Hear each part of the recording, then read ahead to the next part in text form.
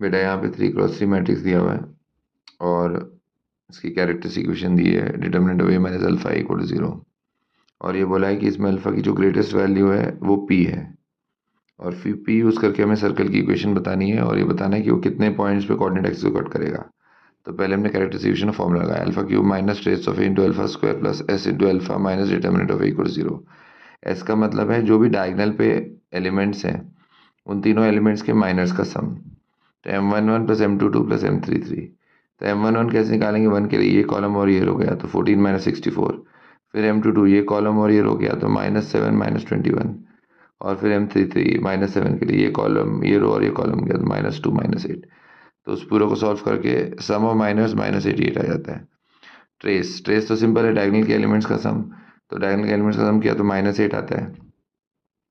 और determinant A solve करने पे मैंने फर्स्ट रो के अलॉन्ग एक्सपैंड किया तो डिटर्मिनेंट ए की वैल्यू आती है 320। तो इस फॉर्मूले में मैंने जो जो वैल्यूज थी वो सब्स्टिट्यूट किया। अब यहाँ पे बेटा क्यूबिक का डायरेक्ट फॉर्मूला तो है नहीं, हमें पुट करके चेक करना पड़ता है। अगर मैंने -3 चेक किया तो सेटिस्फाई नहीं कर रहा, लेकिन अगर 8 पुट किया तो वो सेटिस्फाई कर जाता है।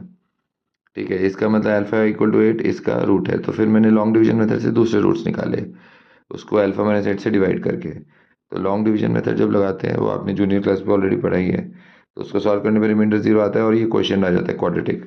तो इस क्वाड्रेटिक से हमारे पास दूसरे फैक्टर आएंगे, फिर क्वाड्रेटिक का फॉर्मूला लगाया तो इसके इरेशनल रूट्स आ रहे हैं, -16 प्लस -4√6/2, मतलब -8 प्लस -2√6। अब इनमें एक तो है -8 -2√6 जो कि नेगेटिव है, और 2√6 -8 वो भी नेगेटिव है, और तीसरा रूट 8 है, मतलब सबसे बड़ा रूट यहाँ पे 8 हुआ लार्जेस्ट वैल्यू, तो वो p बनेगा। ठीक है, उन्होंने यही बोला था लार्जेस्ट वैल्यू p है। तो अब सर्कल के फॉर्म में इक्वेशन लिखी, सर्कल था x माइनस पी का स्क्वायर y माइनस 2p का स्क्वायर इक्वल 320। तो x माइनस पी मतलब x माइनस 8 का स्क्वायर y माइनस 16 का स्क्वायर इक्वल 320। तो सेंटर रेडियस फॉर्म से कंपेयर किया, सेंटर बनेगा 8,16 और रेडियस बनता है 8√5 जो कि अप्रोक्सीमेटली 17.6 आता है। तो रेडियस 16 से भी बड़ा है, रेडियस 8 से भी बड़ा है, इसका मतलब जो हम सर्कल बनाएंगे तो वो सर्कल वाई एक्सिस को भी कट करने वाला है और एक्स एक्सिस को भी कट करने वाला है। तो 2 पॉइंट वाई एक्सिस के 2 पॉइंट एक्स एक्सिस मतलब टोटल जो सर्कल है वो कोऑर्डिनेट एक्सिस को 4 पॉइंट पे कट करेगा। ओके।